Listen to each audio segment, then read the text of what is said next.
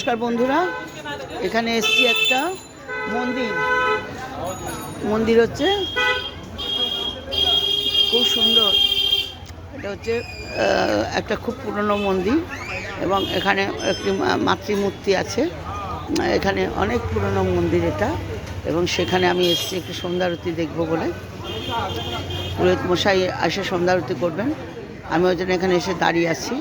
খুব সুন্দর আরতি হয় এখানে, এবং মন্দিরটা খুব প্রাচীন মন্দির। মূর্তিটা দেখিয়ে দিচ্ছি।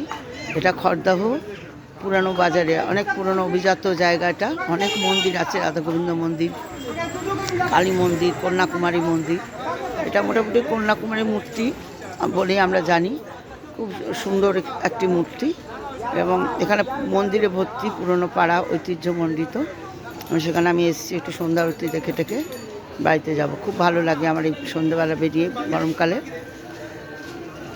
সন্ধ্যা করে বেরিয়ে এইসব ধর্মীয় স্থানে যাওয়া।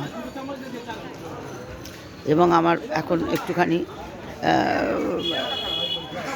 চাটা খাবো, খেতে আমার সারথি আছে রিক্সা, এই করে একটু ঘুরে টুরে তারপর বাড়িতে যাব। আপনারা সব গরমে কেমন আছেন? গরমেতে ভালো থাকবেন, ভালো রাখবেন। যেরকমভাবে হালকা পোশাক পরা, জল খাওয়া, গরমটা ভালো পড়ে গেছে। এবং বেশিরভাগ বাড়িতে থাকার সকালের দিকটা চেষ্টা করবেন, সন্ধ্যের দিকে বেরোবেন, কোনো ব্যাপার না। রোদটা আরও কড়া হবে, আরও গরমটার প্রকোপ বাড়বে। ভালো থাকবেন, সুস্থ থাকবেন, জল খাবেন, ফল খাবেন, হালকা পোশাক পরবেন, হালকা খাওয়া দাওয়া করবেন, এবং ভালো থাকুন, সুস্থ থাকুন। এবং যদি পারেন তাহলে একটু গায়ে বেশি করে জল দেবেন। গায়ে জল না দিলে থাকতে পারা যাবে না, এমন গরম পড়ে যাবে। সবাই ভালো থাকবেন, সুস্থ থাকবেন।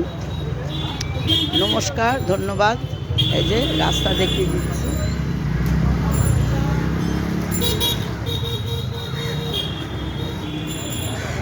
দেখিয়ে দিলাম রাস্তা। এবার আমি তেলে ভাজা নেব, তেলে ভাজা কিনে বাড়ি যাব। সবাই ভালো থাকবেন। টিল দেন, আবার নতুন ভিডিও নিয়ে আসবো। ততক্ষণ অবধি টাটা, বাই বাই, আবার দেখা হবে।